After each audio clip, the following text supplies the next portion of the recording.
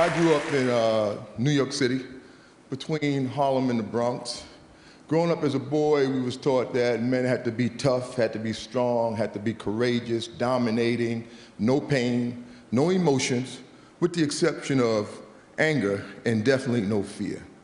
That men are in charge, which means women are not. That men lead, and you should just follow and just do what we say. That men are superior, women are inferior. That men are strong, women are weak.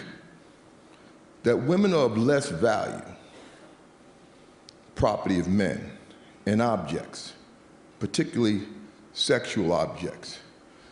I've later come to know that to be the collective socialization of men, better known as the man box.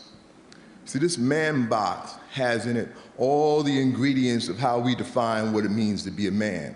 Now, I also want to say, without a doubt, there are some wonderful, wonderful, absolutely wonderful things about being a man. Well, at the same time, there's some stuff that's just straight up twisted. And we really need to begin to challenge, look at it, and really get in the process of deconstructing, redefining what we come to know as manhood. This is my two at home, Kendall and Jade. They're 11 and 12. Kendall's 15 months older than Jade. There's a period of time, when my wife, her name is Tammy, and we just got real busy and whip, bit, bam, boom, Kendall and Jade. Right? And when they were about 5 and 6, 4 and 5, Jade could come to me. It didn't matter, come to me crying, It didn't matter what she was crying about. She can get on my knee, she can snot my sleeve up, just cry it out, Daddy got you, that's all that's important. Now Kendall, on the other hand, and like I said, he's only 15 months older than her, he come to me crying. It's like soon as I would hear him crying, a clock would go off. I would give the boy probably about 30 seconds, which means by the time he got to me, I was already saying things like, why you crying? Hold your head up, look at me, explain to me what's wrong, tell me what's wrong, I can't understand you why you're crying. And out of my own frustration of my role and responsibility of building him up as a man to fit into these guidelines and these structures that are defining this man box, I would find myself saying things like, just go in your room. Just go on in your room, sit down, get yourself together, and come back and talk to me when you could talk to me like a what? A man. Like a man. And he's 5 years old. And as I grow in life, I would say to myself, my God, what's wrong with me? What am I doing? Why would I do this? And I think back to my father. There was a time in my life where we had a very troubled experience in our family. My brother Henry, he died tragically when we was teenagers. We lived in New York City, as I said, we lived in the Bronx at the time. And the burial was a place called Long Island. It was about 2 hours outside of the city. And as we were preparing to come back from the burial, the cars stopped at the bathroom, to let folks take care of themselves before the long ride back to the city. And the limousine empties out. My mother, my sister, my auntie, they all get out, but my father and I stayed in the limousine. And no sooner than the women got out, he burst out crying. He didn't want to cry in front of me, but he knew he wasn't going to make it back to the city. It was better me than to allow himself to express these feelings and emotions in front of the women. And this is a man who 10 minutes ago had just put his teenage son in the ground. Something I just can't even imagine. The thing that sticks with me the most is that he was apologizing to me for crying in front of me. And at the same time, he was also giving me props, lifting me up for not crying. I come to also look at this as this fear that we have as men, this fear that just have us paralyzed, holding us hostage to this man box. I can remember speaking to a 12-year-old boy, a football player, and I asked him, I said, how would you feel if in front of all the players, your coach told you you were playing like a girl? Now, I expected him to say something like, I'll be sad, I'll be mad, I'll be angry, or something like that. No, the boy said to me, it would destroy me.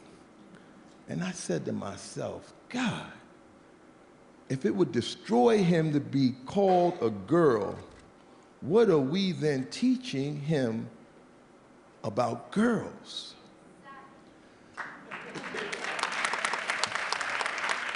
It took me back to a time when I was about 12 years old.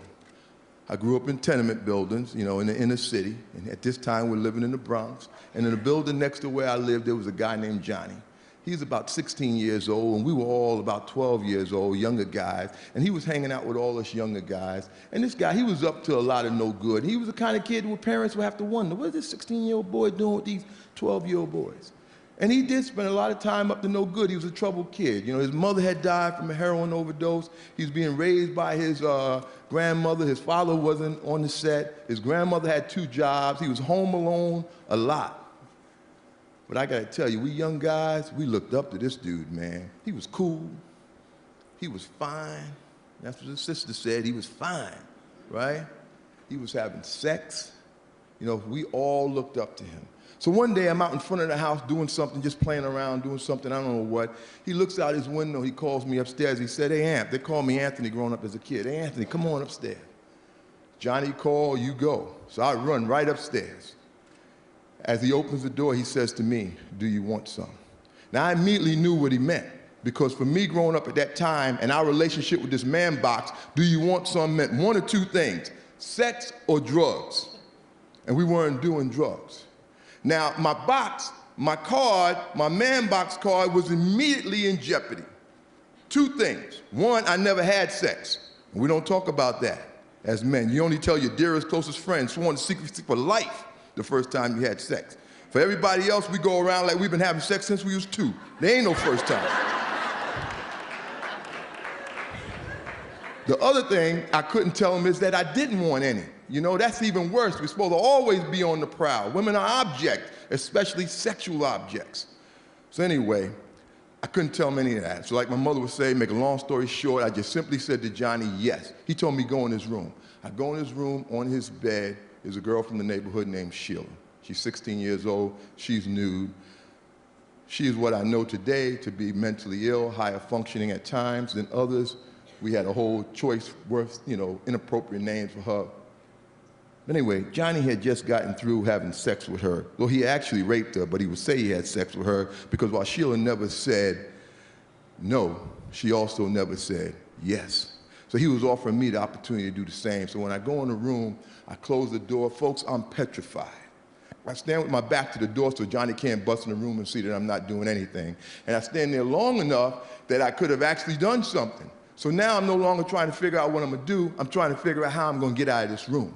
So in my 12 years of wisdom, I zip my pants down, I walk out into the living room, and lo and behold to me, while I was in the room with Sheila, Johnny was back at the window calling guys up. So now it's a living room full of guys, like, you know, like the waiting room in the doctor's office. And they asked me, how was it? And I say to them, it was good. And I zip my pants up in front of them, and I head for the door. Now, I say this all with remorse, and I was feeling a tremendous amount of remorse at that time, but I was conflicting, because while I was feeling remorse, I was excited, because I didn't get caught, but I knew I felt bad about what was happening.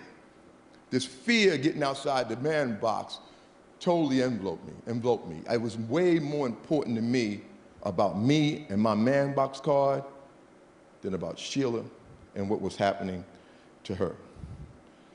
See, collectively, we as men are taught to have less value in women, to view them as property and the objects of men. We see that as an equation that equals violence against women.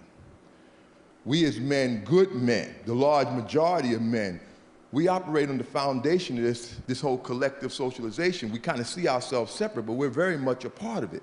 You see, we have to come to understand that less value, property, and objectification is the foundation, and the violence can't happen without it. So we're very much a part of the solution as well as the problem. The Centers for Disease Control says that men's violence against women is at epidemic proportions. It's the #1 health concern for women in this country and abroad. So quickly, I'd like to just say, you know, this is my love of my life, my daughter Jade. the world I envision for her. How do I want men to be acting and behaving? I need you on board. I need you with me. I need you working with me and me working with you on how we raise our sons and teach them to be men. That it's okay to not be dominating. That it's okay to have feelings and emotions. That it's okay to promote equality. That it's okay to have women who are just friends and that's it. That it's okay to be whole. That my liberation as a man is tied to your liberation as a woman. I remember asking a 9-year-old boy, what would life be like for you if you didn't have to adhere to this man box? He said to me, I would be free. Thank you, folks.